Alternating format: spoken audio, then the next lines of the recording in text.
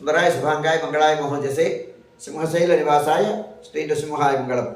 శ్రీ శ్రీ శ్రీ వరాహలక్ష్మీ నృసింహస్వామి వారి సన్నిధానంలో ఫాల్గుణ శుద్ధ ఏకాదశి తత్కాల ద్వాదశి గురువారం ఆశ్లేష నక్షత్రం మార్చి 21వ తారీఖు యథావిధిగా 4 గంటల నుంచి 4:30 గంటల వరకు సుప్రభాత సేవ.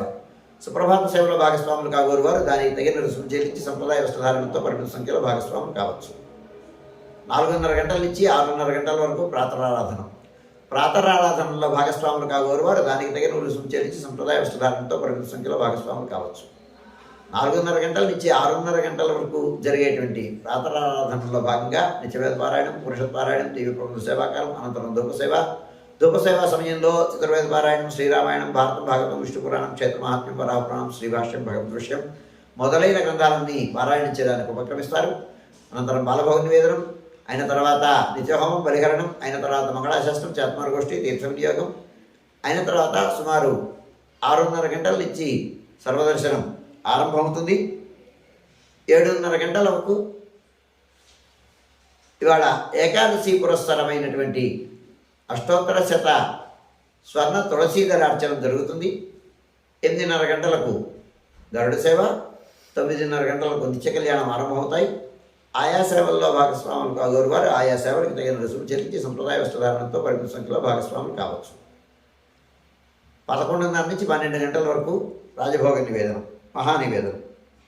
ఈ సమయంలో భక్తుల యొక్క దర్శనములు నిలుపుదల చేయడం జరుగుతుంది. ఏకాదశి ప్రయుక్తమైనటువంటి ఆస్థానం సేవాకాలం ఈ సమయంలో ఉంటుంది. మధ్యాహ్నం 12 గంటల నుంచి 2:30 గంటల వరకు సర్వదర్శనం, 2:30 గంటల నుంచి 3 గంటల వరకు మధ్యాహ్న విరామం. ఈ సమయంలో భక్తుల యొక్క దర్శనములు నిలుపుదల చేయడం జరుగుతుంది. మధ్యాహ్నం 3 గంటల నుంచి రాత్రి 7 గంటల వరకు సర్వదర్శనం.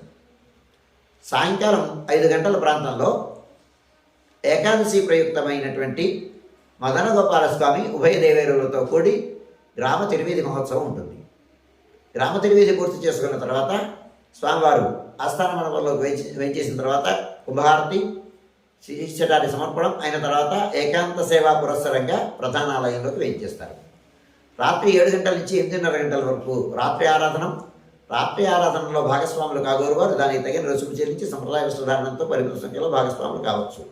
8:30 గంటల నుంచి 9 గంటల వరకు సర్వదర్శనం, 9 గంటలకు ఏకాంత సేవ కవాటబంధనంతో ఈనాటి కార్యక్రమం సుసంపన్నమవుతుంది.